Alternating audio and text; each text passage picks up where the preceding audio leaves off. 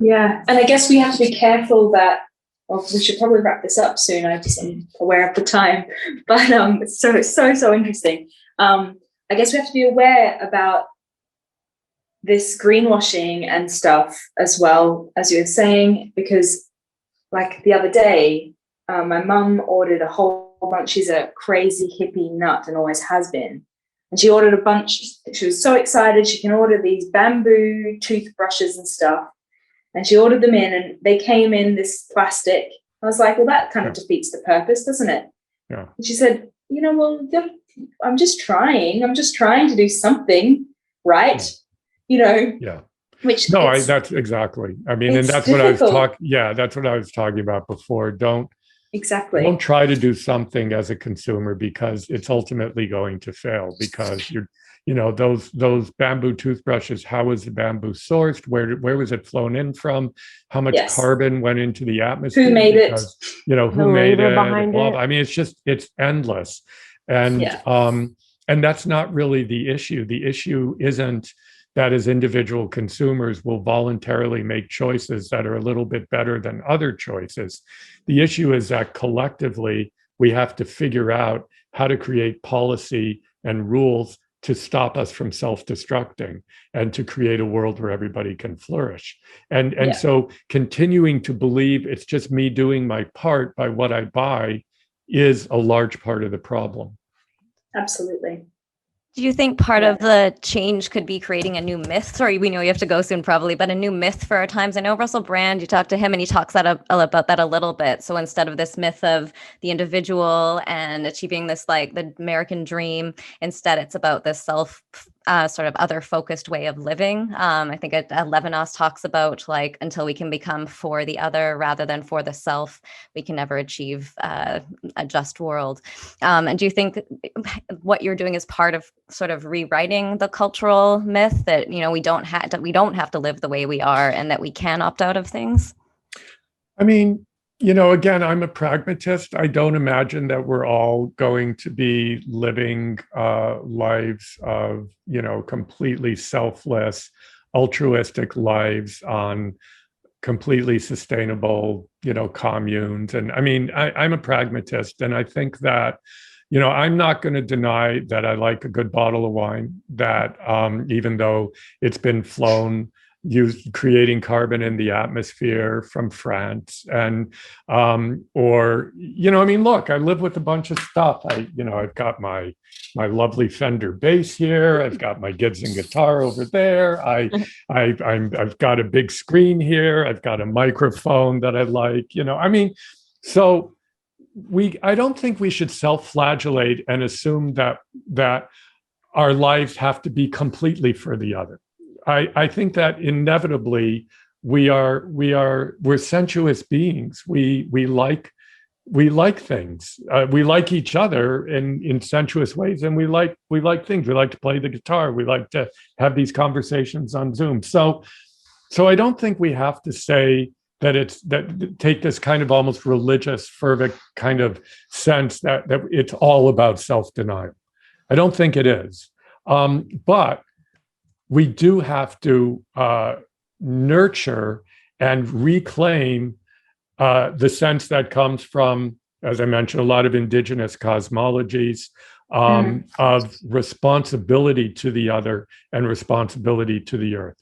We are creatures in our current formation that can only talk about our rights. We've been schooled in narcissism to believe it's about our rights. It's about our rights. It's about our rights. It's about our choices.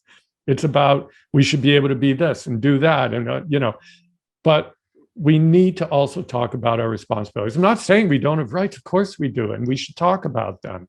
And I'm not saying we don't have desires. Of course we do. We should talk about them, including a nice bottle of wine or, a nice jacket or shirt or whatever. But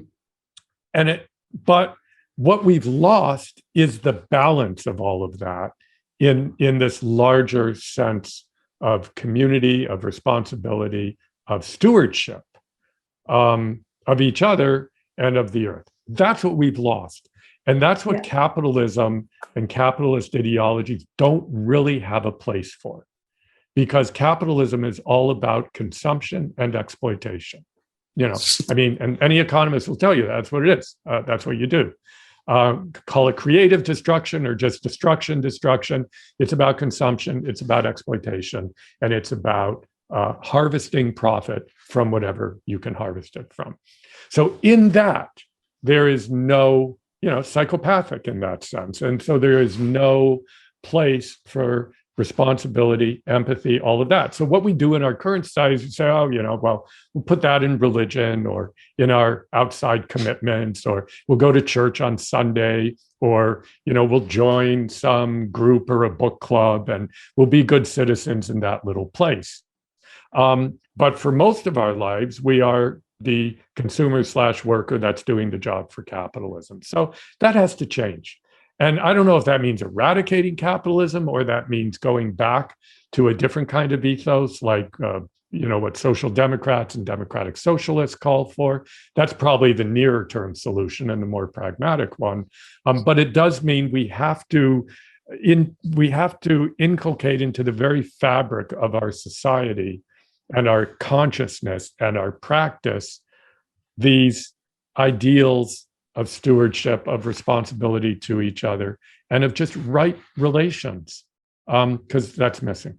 In terms of like change, whether it's, dealing with like acknowledging corporations as a psychopath or just like social change, what do you think the role of art is? Obviously, you've made a movie, and I'm a spoken word poet, so and I'm a sociology major, so I like to just mash the two together all the time.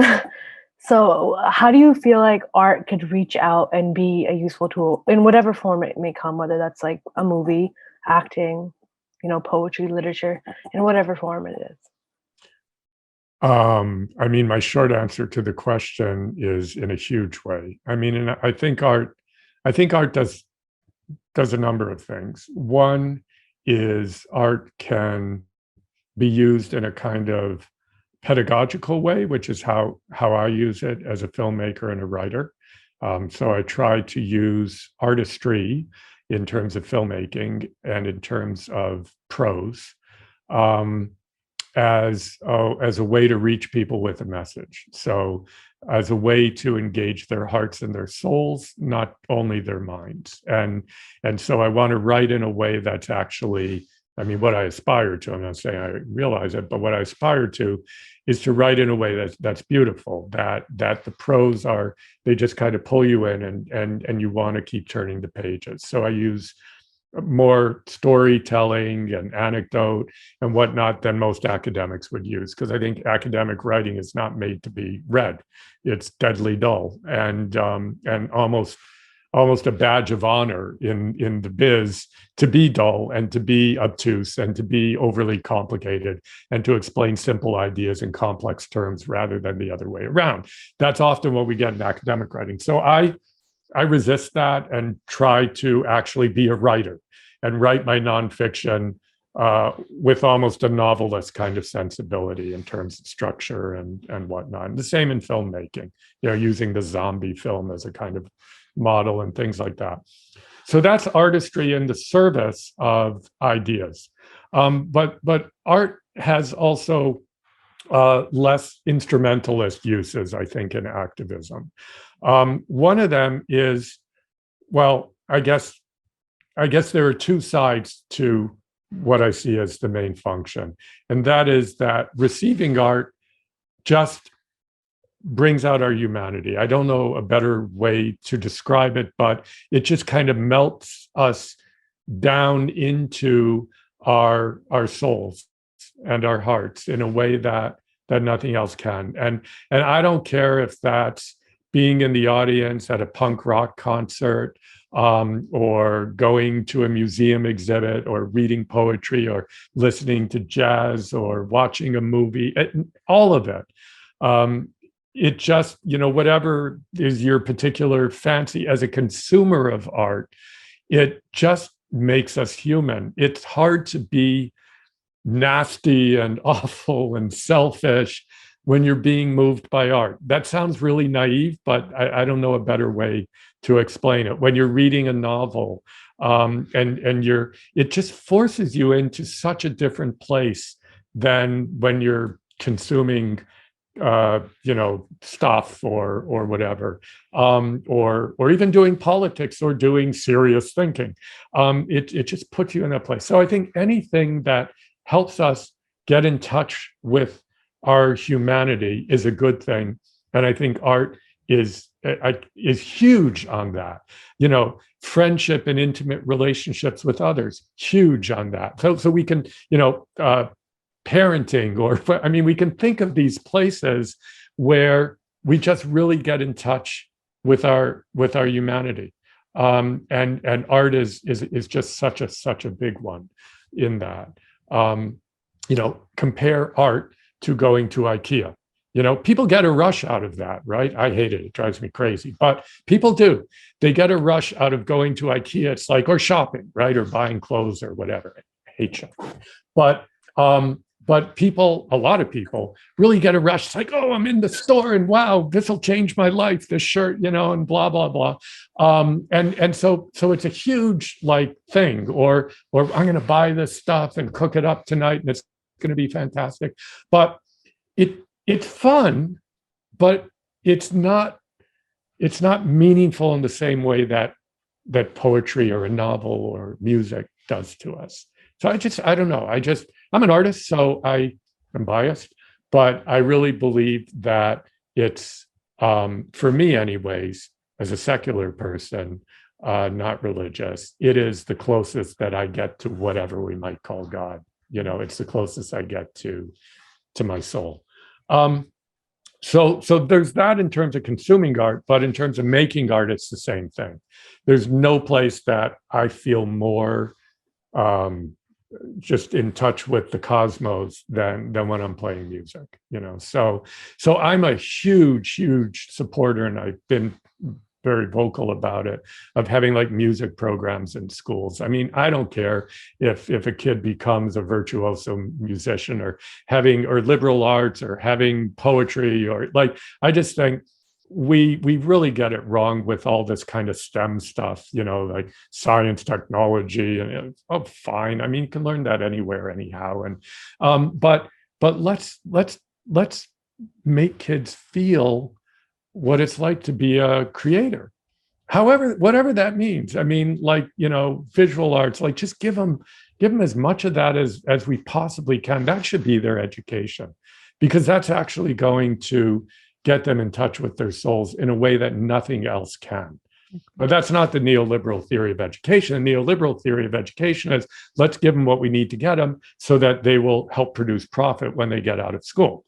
But what we really need in school is lots of art to get people in touch with their souls, lots of citizenship studies, lots of talk about how we relate to each other collectively in society to make us better and good citizens. Not your civics course that there are 300 and whatever seats in the legislature. No.